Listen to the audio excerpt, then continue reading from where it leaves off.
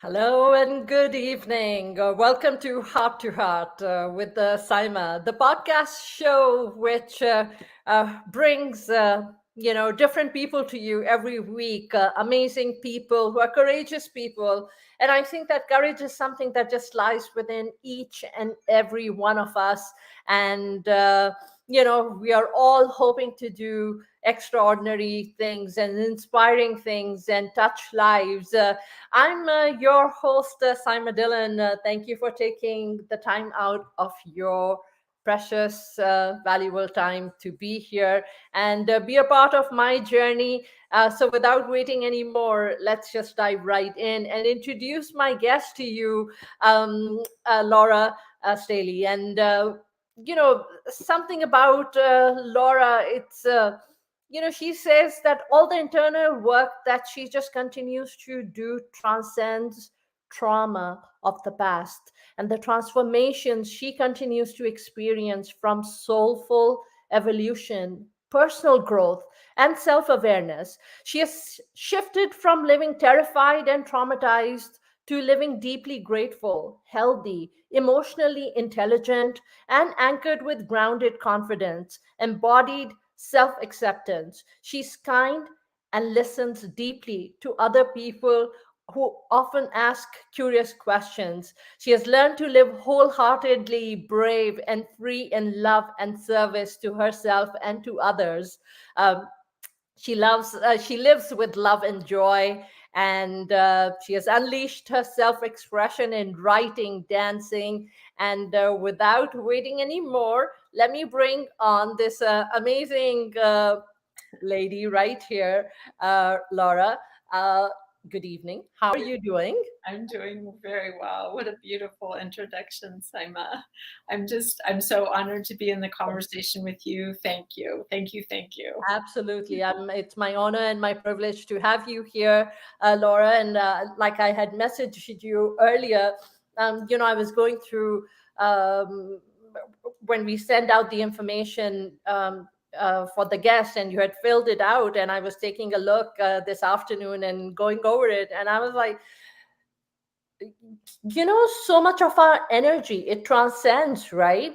And I could feel just that positive energy radiating through when I was reading your bio and your information. I was like, okay, let me just hop real quick and message her and just tell her that I'm just really looking forward to learning from her and listening to her and helping let you help me with my own personal growth.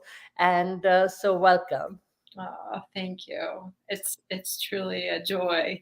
And wow, what a journey.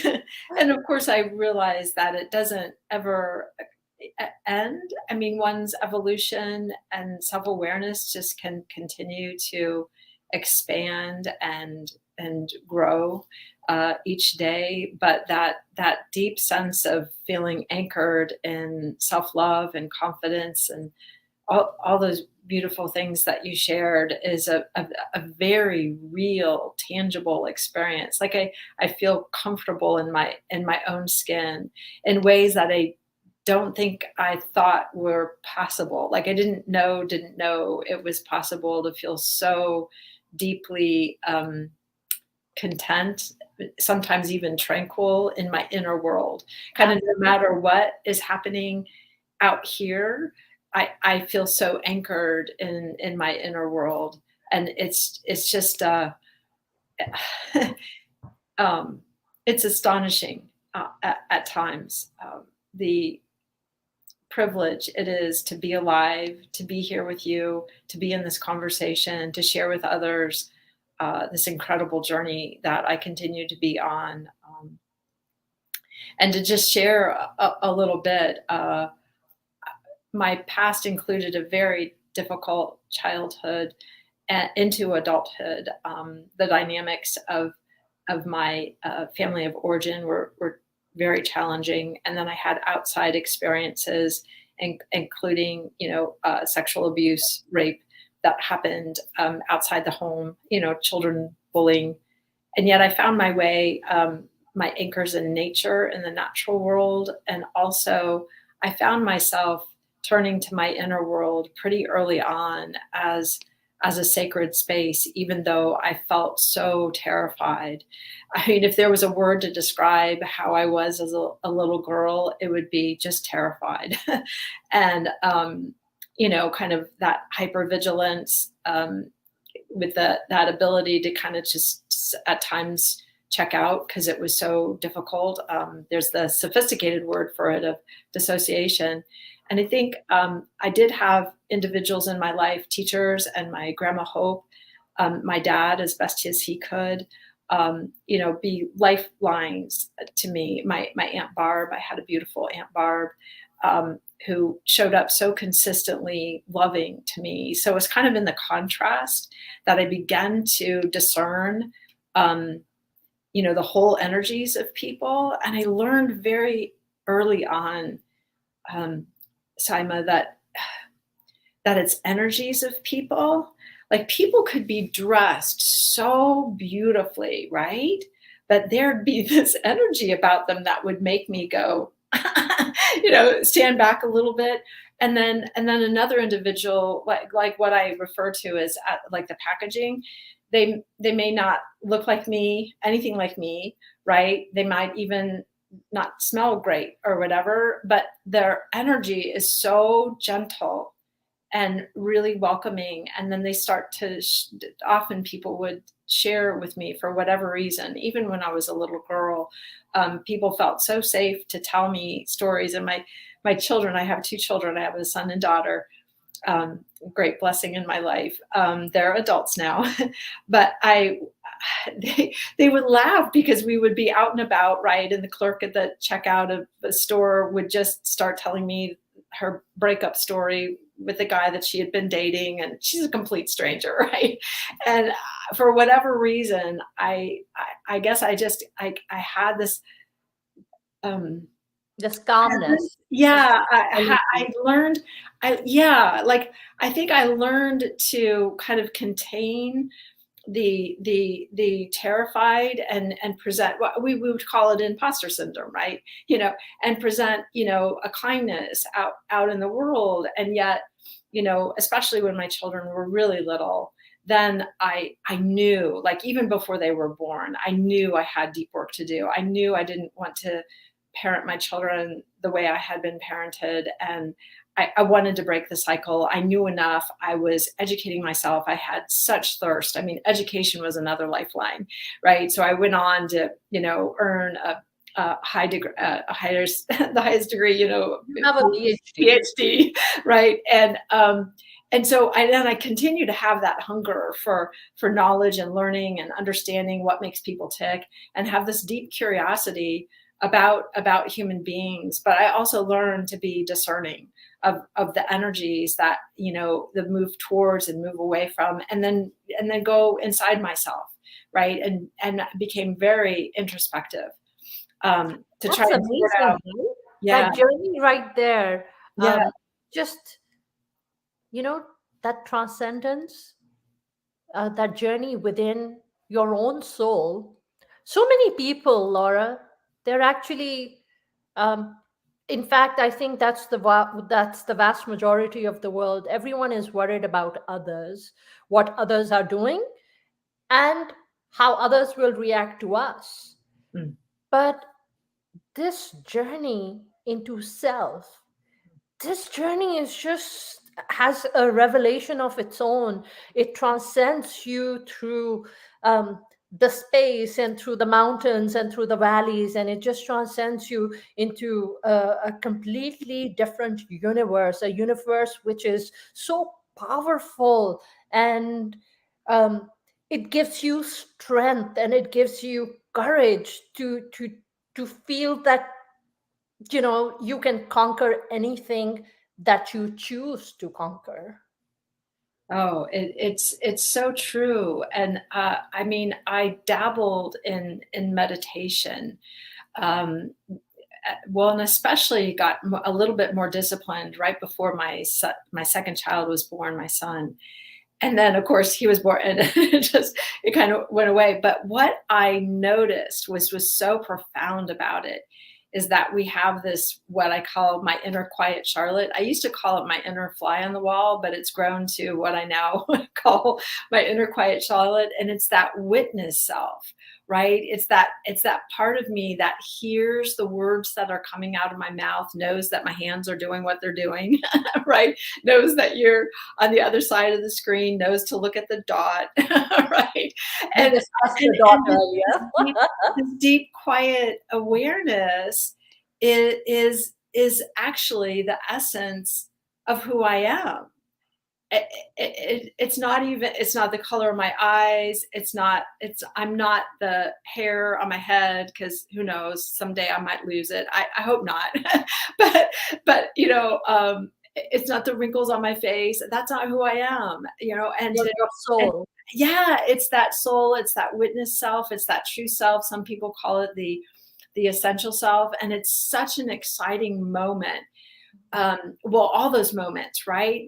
That as you were describing, that you deeply connect to that part of you that's just watching the movie, right? And you're just like, wow, I'm in a kind of cool movie right now. Or you'd be like, well, yeah, the movie's like a little, whoa. but it's like, it's that part of us and that's the part of what you're describing, Yeah. that knows it can respond from equanimity, or with aligned with your values, right? Because once you would identify what you deeply care about, Yeah. then you can respond from there. So, like, for instance, I deeply care about health, I deeply care about compassion, I care immensely about love. Right? And then it's so I often ask myself, what would love do now? What would love say right now? And maybe love would be quiet and listen. And which does bring us to the fact that I was reading that you went through a divorce like 8 years ago, and so how long did it? So I think you're in a relationship, right, where you're absolutely you love your partner, and and you feel that you're with your soulmate, and I mean I think that right there is just a completely different journey. Oh, it is. And I had to find my worthiness. So there were two core issues for me, as a sense of safety, that comfort in my own skin, and to feel safe in the world and know wherever I was, that I was safe. So that was a big one. And then the second one is a sense of worthiness. Like, I knew I loved myself, but I felt so unworthy. And then I've since learned, and I think this was just kind of like, wow, so cool, that self-love. Those two, I'm interrupting you for Oh, a please second, do, please. but worthiness and love, are they not correlated? They're related to each other, but they're separate experiences. Because for me, the unworthiness was, so filled. There was just so much shame that I needed to release, shame that wasn't even mine, about things that had happened to me, that I was carrying the shame of how other people behaved and treated me, thinking it was my fault. And it's not your fault, So right? can I tap into certain things that are connected to your trauma? Are you comfortable if I Absolutely, absolutely. so Totally can talk about it. when you were doing your introduction, and I was trying to change my privacy settings on the live stream, and when I heard you and you mentioned that you had been raped, and and I think as a woman, um, and men are sexually abused too, and I've met men who have been sexually abused, and it's changed the course of their life, and it's traumatized them equally. um how I mean, that is something extreme.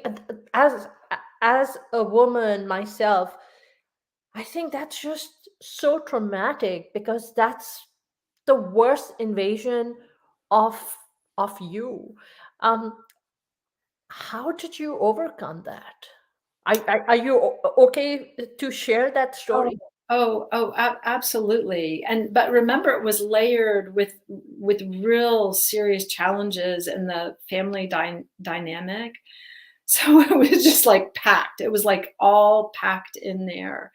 And I think once I began to unravel and unpack the traumas and the different experiences I had, um, so I would say, first of all, being believed. I worked with professionals, so that's really, really important. So I mean, that was my choice, and I know some people find a trusted friend or other individuals, but I know for me, I did not want to live terrified. I think that was the key. I just didn't want to live terrified. Plus, I wanted to mother my children and break those cycles. So through a series of sessions, I was able to, I carried these with me, and I was able to talk freely and openly about exactly what had happened to me as a little girl, So and is this something that how old were you? the first incident, I was 3, and it happened repeatedly at my nursery school, and I was with my best friend. So I witnessed her abuse, and then I was abused, and the individual threatened our lives. He literally said, "If you tell anyone, I'll kill you both and your families."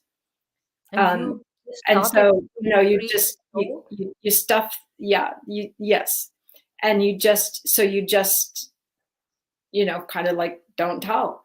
And then at 9, another incident happened, and then when I was 19, it was a date rape. But in that situation, I spoke up for myself, but I didn't have the strength to, and I didn't have the tools of self-defense at that juncture.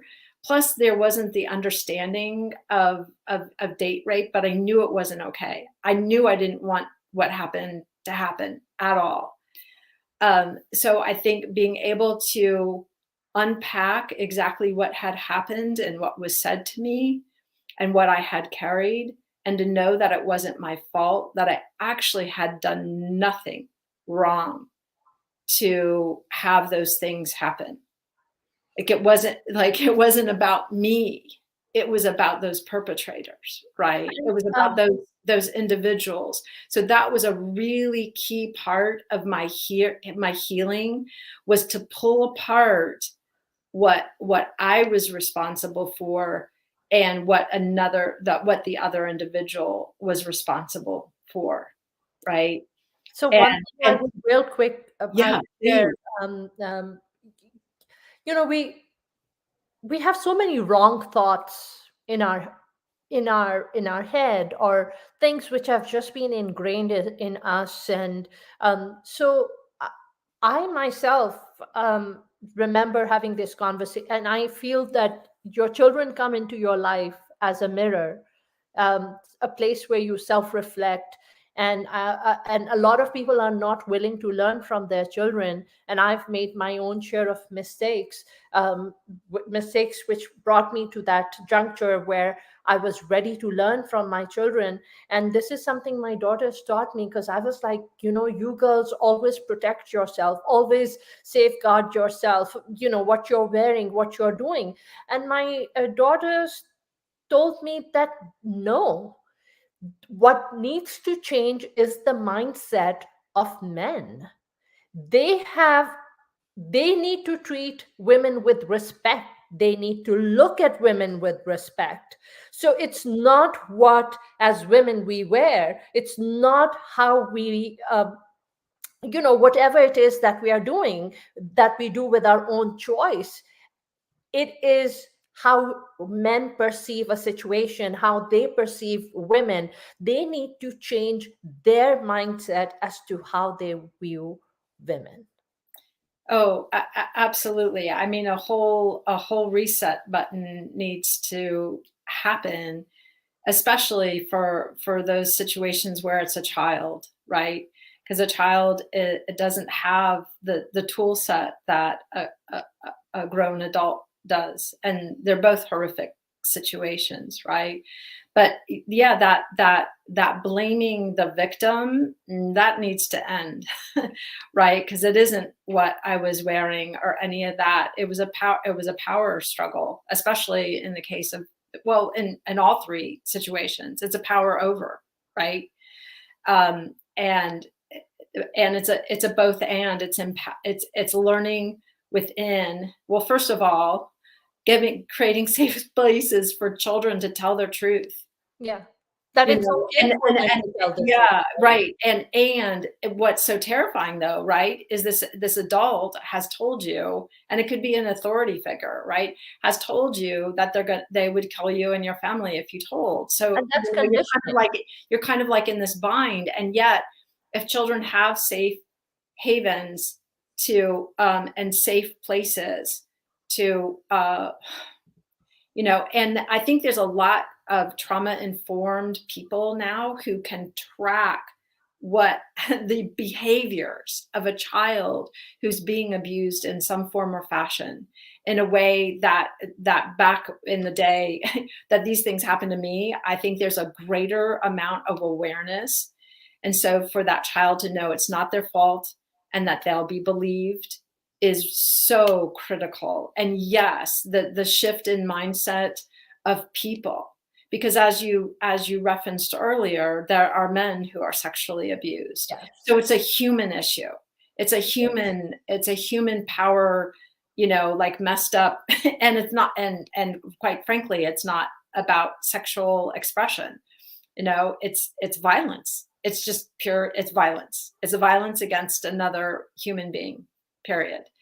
And that objectifying another human being and dehumanizing them to the point that you can do violence to them, that needs to get healed in humanity, quite frankly, right? You And went through for those this of us who have lived through this, yeah. to do that deep work to heal, so we can speak openly about this and hopefully inspire other children and young people to share and get the healing that can really make a difference in the quality of the lives that they live going forward, And right? I think a lot of this credit right here does go to LinkedIn, because LinkedIn has provided people with this. It used to be a business platform, and yesterday I was in this.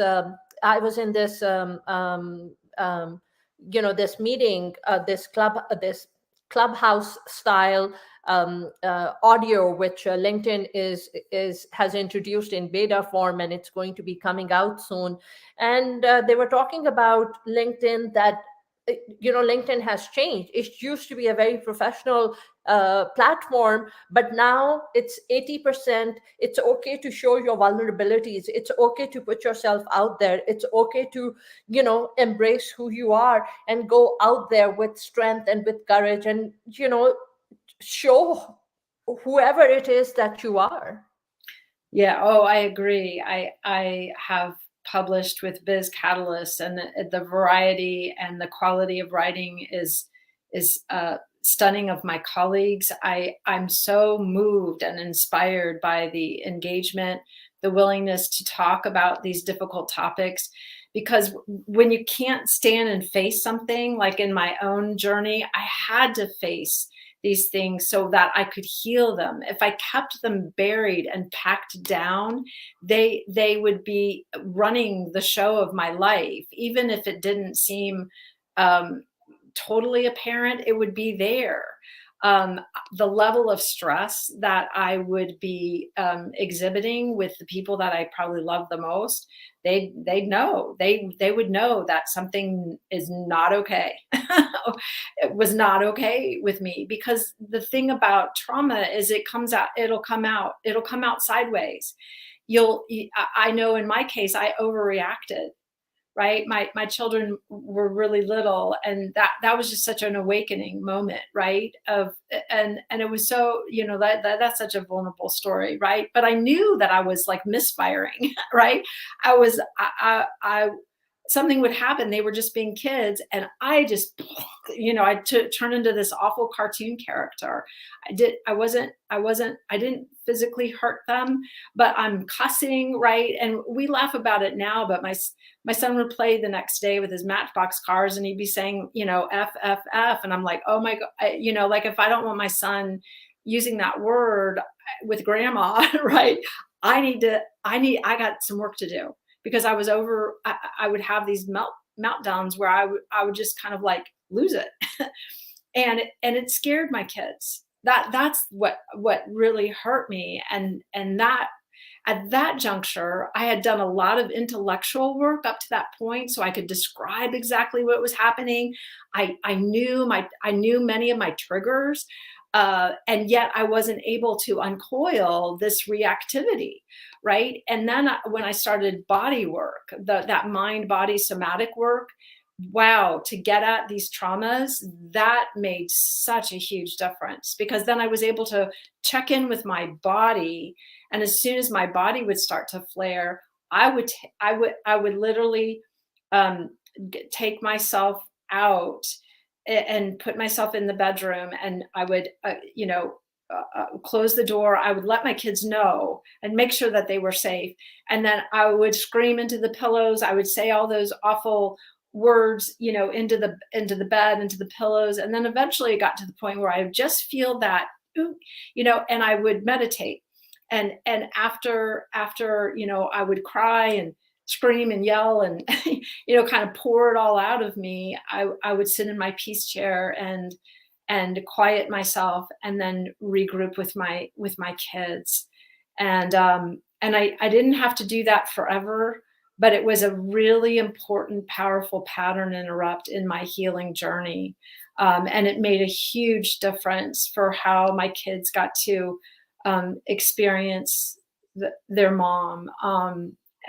Yeah, because,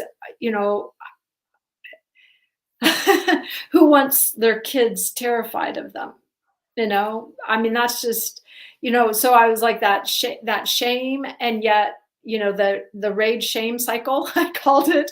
I interrupted it, and it was really rigorous work on my part. And again, with the gifted therapist that I was working with at the time, just made a huge difference in my journey and my process to gain that center and those anchors inside my heart and soul.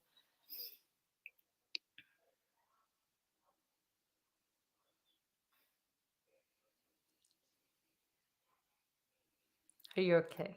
Oh yeah. Yeah.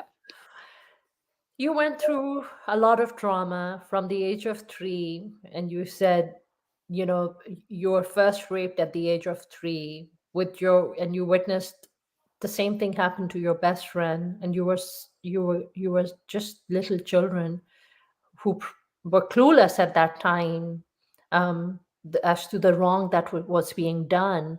And then through the age of 19, that's a lot of trauma that builds up over these decades. Mhm. How did you start healing? How did you start healing from all this trauma? Well, so I began to do that body work to become aware of what a current day trigger was, and to unpack, um, and energetically release that energy to get back to emotional regulation, because traumas lodge in the nervous system in the body and the amygdala. And so I know in my case, I had to go to my body to do the deep healing. So it was with those professionals that I began to pattern interrupt my my reactivity, right? I started to really, really grow that witness consciousness that I talked about earlier. That was essential in my healing. Um, and because it's energy, it's trapped. A way to understand this is it's trapped energy in the body, the mind, body, heart. So there's this story of what happened to you, right? So that's a beautiful reframe. Instead of walking around going, something's wrong with me, it is so helpful these days. And I'm so thrilled that people are reframing it to go, what happened to you, right? And then to unpack what exactly happened, and then what I carried, the energy of that I carried forward, the shame that I carried, the terror that I carried inside my body, and to uncoil that over time, because it was an overtime process, as you can imagine, to uncoil all that packed in there, in the body, in the psyche, and the limiting beliefs. Right, part of the process is to shed the limiting beliefs that I was worthless, or that I was this bad little girl, or a worthless piece of poo, right? And some of the other awful things that had been said to me, right? And to know that those actually were lies, right?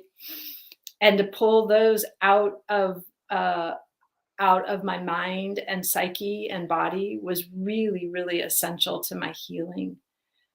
I like calling it putting it through the shredder. But first, you have to identify that you're walking around with a thought.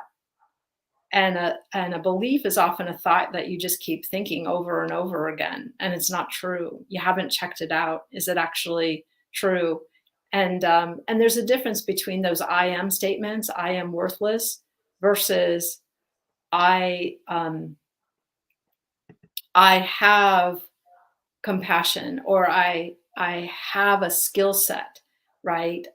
That I can develop skills over time that allow me to have an experience of my own value, of my own agency, of the choices, the new choices that I'm able to make. So along the journey, for instance, I learned that the best apology is changed behavior, right? On my part, let alone another individual. And that self-forgiveness is huge in the journey also, to really have compassion for that little girl, and the 9-year-old I was, and the 19-year-old young woman I was, and all the other things that I had endured, and really hold compassion and love, send so much love and to them, and for what they endured, right? And to release the shame that wasn't even mine. And it was an overtime process for sure. Yeah, most definitely. So limiting beliefs, the energy that's trapped in the body that needs to get regulated, so that when a so-called trigger shows up, you're like, oh, it's 2022. It's not the past. I'm no longer 3 or 9 or 19. This isn't that, right? It might smell like that. It might look a little bit like that, but it's not that. And so I can respond and make a better choice in the current day situation than I had available to me as a small child. I didn't have tools as a 3-year-old to navigate that. The psyche can hardly even process it.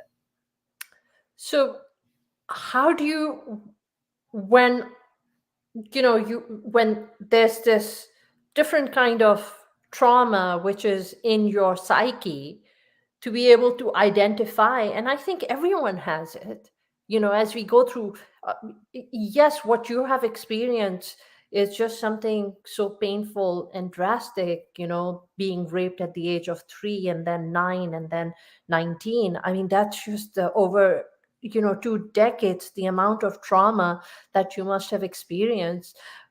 But how do you do that? How do you do a pattern interrupt, where you just interrupt the pattern, and you interrupt so that you can change your energy, and you can just change your course of life? Because that's what has happened in your life, right? Oh, Now You Yeah. were divorced 8 years ago. Oh, and now you are with someone and you're just Yeah, and it's a very respectful, we're both incredibly self-aware. He's a gentle, loving, supportive man, incredibly kind. My daughter describes him as a gentle giant. He's a bit taller than I am. um, yeah,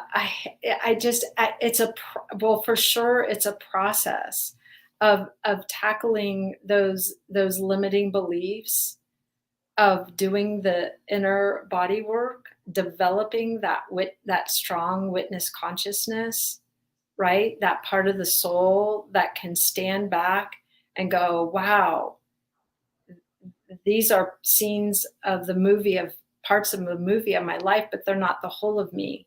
What happened to me isn't who I am, right?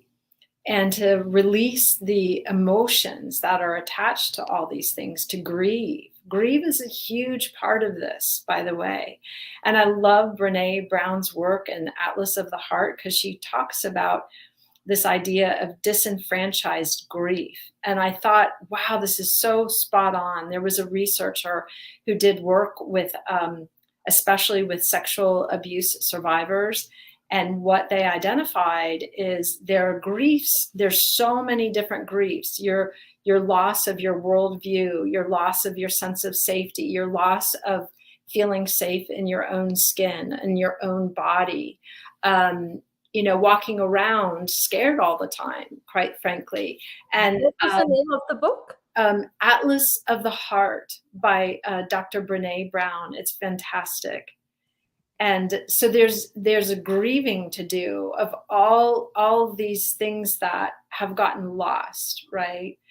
And that's an important part of the process, is to pour out the anger, to pour out the grief, and do it in really safe ways with that compassionate professional who can hold space for you, with that body worker, gifted body worker who understands somatic trauma and can help you uncoil and unravel those things that have happened, so that you build the resilience and you build that muscle of different choices.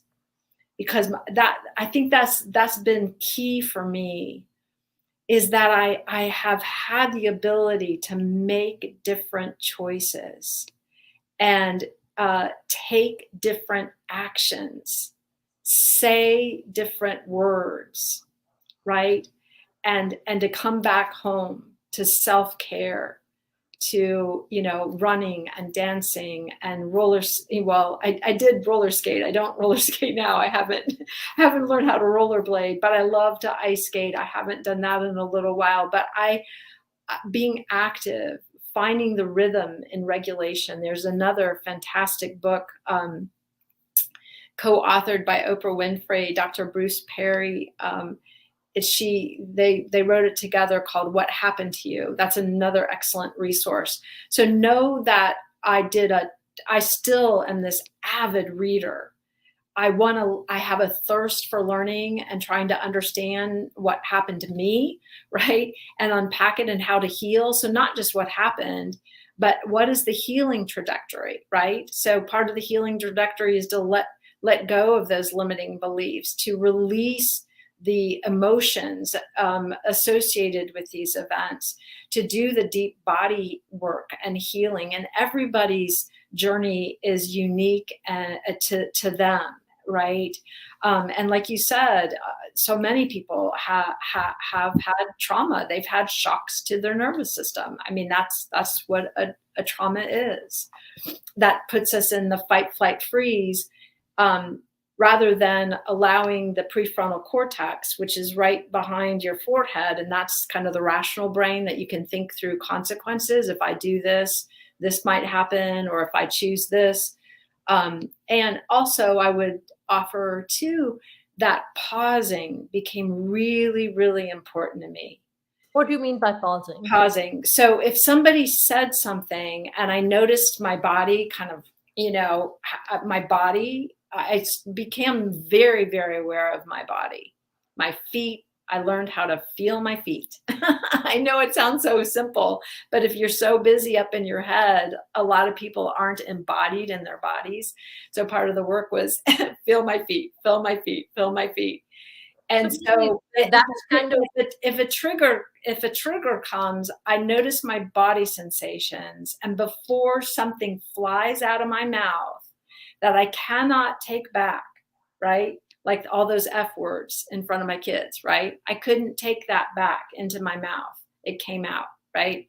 So the pause is to notice those body sensations that, wow, I've been triggered, and I'm feeling this energy inside of me, and to take that deep breath and literally, I know there, count to 10, breathe. There's even a part of it where you can put your tongue on the roof of your mouth, if you're standing, like I can take that posture, but, soften your eyes. You can soften your eyes, tongue on the roof of the mouth. Because if the tongue is on the roof of the mouth, you're not talking, right? And soften your knees, is another way to take the body to that neutral stance. And again, bring up great awareness to the feet. And so the pause can be an embodied experience of waiting after something has happened in current time, right? And you feel those sensations, and before something flies out of your mouth, soften, breathe, soften the eyes, open, breathe through the mouth, right? Those gentle, deep breaths. And then ground. What I do is I ground in my deepest values. So sometimes the response is to just be silent. And I'll give you an example. Recently, I had somebody say, "You're an idiot." I was like, wow, right? And I had that little moment, It wasn't huge because that's small compared to what other stuff that has happened to me, right? But I chose silence, and I chose to disengage. That was the response I made. But I paused before I, said sassy things back, right? Because that isn't what I'm committed to. I'm not committed to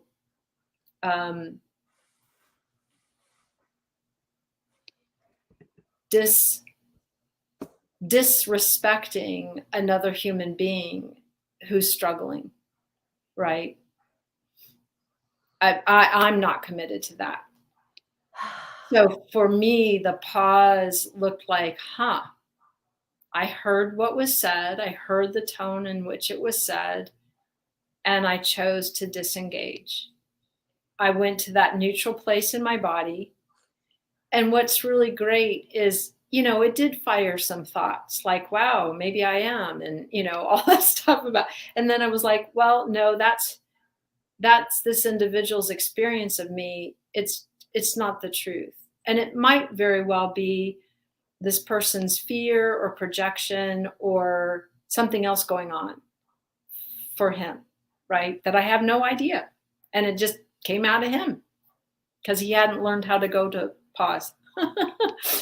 There's a great Viktor Frankl quote called, "Between stimulus and response is a space. And in that space is your response. And with your response is your power and your freedom." And I actually put that. Powerful. I know. And again? Yeah, Viktor Frankl, he wrote A Man's Search for Meaning. He survived the Holocaust and wrote that amazing, amazing book. And I literally put that quote on my refrigerator as a reminder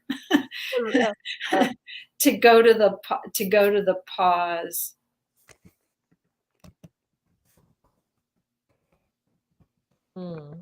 Okay.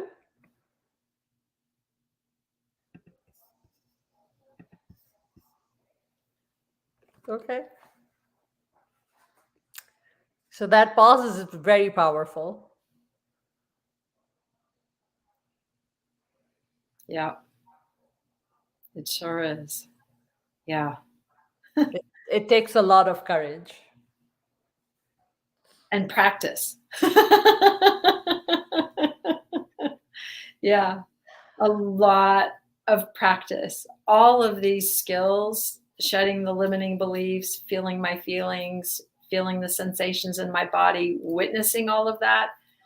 Practice, practice for the rest of my life. It's kind of like learning that Thich Nhat Hanh meditated all the time. I'm like, wow, no wonder he was so peaceful. Like he trained himself to meditate when he was speaking, to meditate when he was eating, to meditate when he was meditating, sitting still in a chair. How do Yeah, you just meditate? right. And Uh, sometimes you get tired. yeah, sometimes you just need to sleep. And Oh, you, and sleep. Sleep is essential to the healing journey, by the way. sometimes you just want to Absolutely. scream. Yeah. Well, and interestingly enough, I had night terrors, which was a big clue, and that things were off, right? But it was my psyche's way of trying to alert me and grab my attention. But it went from night terrors to nightmares to deep restorative sleep that I now have, and that alone is such a huge gratitude, such a huge gratitude to have a deep restorative sleep through the night. And relocating to the mountains, and it's so quiet and beautiful. I'm surrounded by natural beauty now and not the urban vibe. And wow, it's made a huge difference for my nervous system, for my soul, for my heart, all of it. So yeah, deep sleep. Wonderful. Napping. I know. I'm not a napper, but I do have friends who highly recommend napping. It is. I think there's just something amazingly powerful about an afternoon nap. Absolutely, absolutely. It can create a whole reboot. I guess my version would be to meditate. And I don't fall asleep when I meditate now, but I get really quiet up here. I didn't know that would happen, but it did. How do you meditate? I do legs over the chair. I do a legs over the chair pose, and put a warm, cuddly blanket over me, and I've got a pillow underneath my head. And lately, I have thoroughly enjoyed the 21-day meditations with Deepak Chopra, and there's one with Alicia Keys, the divine feminine, healing the divine feminine, which is beautiful, 21 days. And and then the ones with Oprah Winfrey and Deepak Chopra, they've just been wonderful. So I stream those, and I have my legs over the chair with my tushy on the floor, and my back on the floor, and my arms by my side with a nice cuddly blanket on top of me. And I love it. And I now am able to drop into a very deep restorative place, a very, very quiet place with my soul. And it's life-giving. And I would say that of all the tools that I've brought forward, gratitude and meditation or quiet time for some people, practicing Tai Chi or Qigong, or, like they need to move in quiet is more meaningful to them. So there's lots of different ways to find quiet for your being and your mind and soul. But those two tools, after I was, complete with the intensity of the trauma work, those two tools going forward daily have made an immense life-changing, life-enhancing difference, and just highly recommend, practicing gratitude for everything that's happened to me, everything that I get to experience now and in my daily life, the beauty of the sunrise. I mean, I live an exquisite life.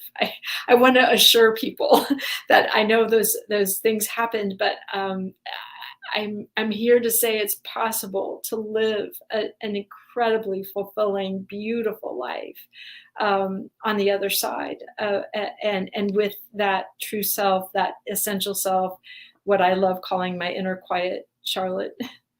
Yeah. What a journey, right? Yeah. Oh Through yeah. this journey of life, we just, when you reach that point, I think of the two words, the two words that I currently resonate with in my current life. Um, One is transcendence, and Mm, the other one is abundance.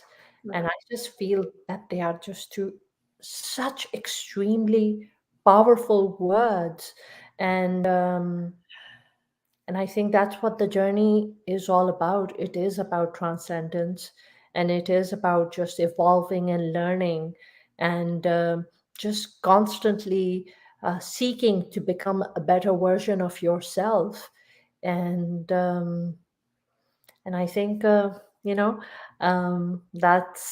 what life is all about, is to just keep evolving and learning and self-reflection and change and growth, introspection. And Laura, I'm going to let you share some final words with the audience, before we end the show. So I'll hand over the screen to you one more time. Oh, well, I guess I would just say that you are loved more than you can even imagine. You matter, and I wish you great peace, great inner peace on your own individual journeys, and just know it's possible to live a really rich and fulfilling life, no matter what has happened to you. You're a beautiful soul, and you're worthy, and know that there are many of us. Like, you're not alone. If some of these things have happened to any of you, you're not alone, and you can come through. So, and just thank you so much for this opportunity to share. Um, I'm utterly grateful. It was an honor and a privilege to have you here. If people want to connect with you, where can they find you? Yeah, they can find me at cherishyourworld.com. I'm also on LinkedIn and Facebook. I am on Instagram, though I have to admit I don't completely understand Instagram yet.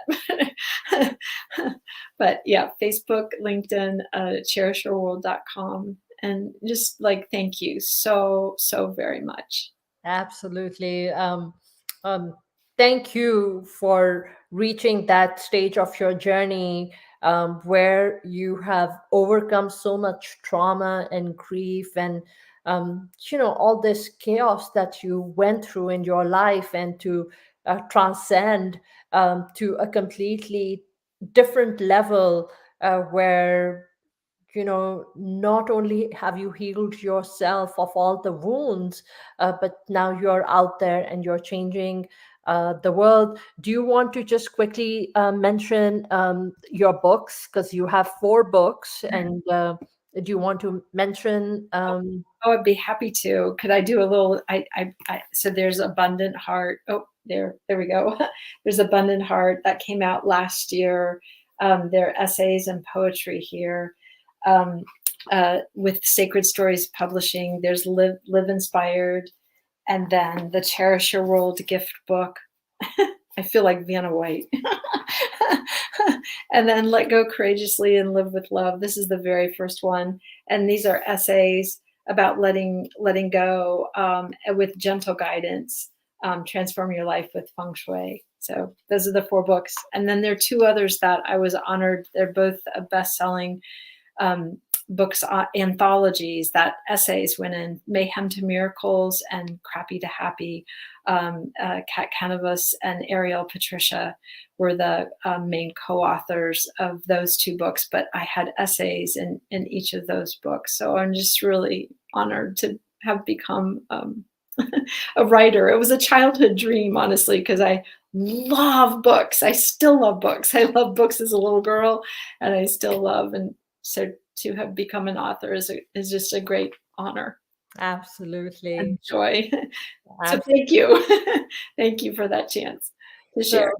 Absolutely. So, Laura, thank you for being here. And I'm going to remove you from the stream, and I'm going to just go in there and end the show.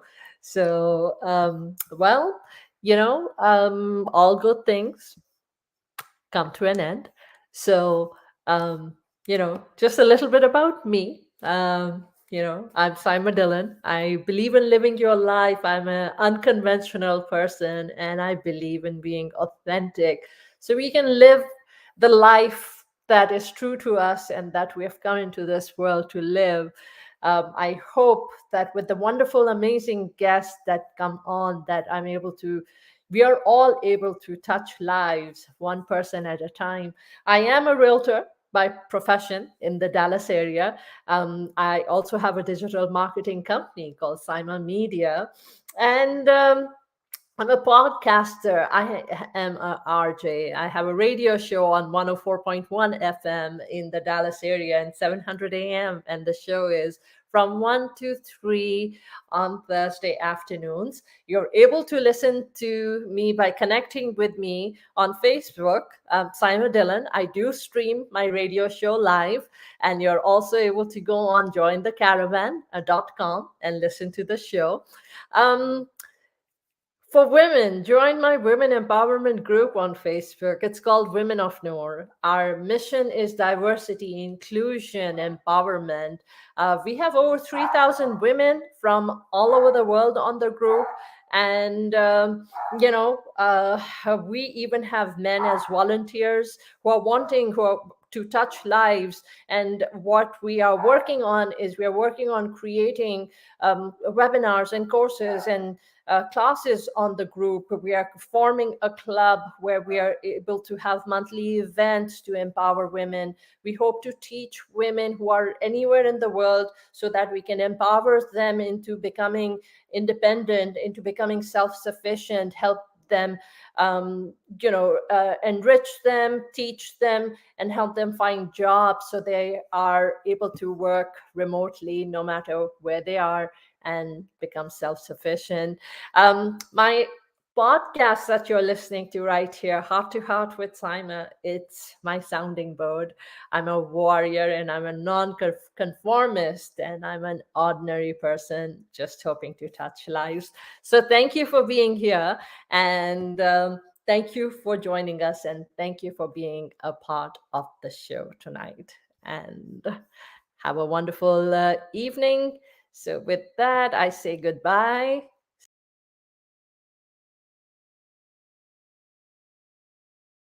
Ah.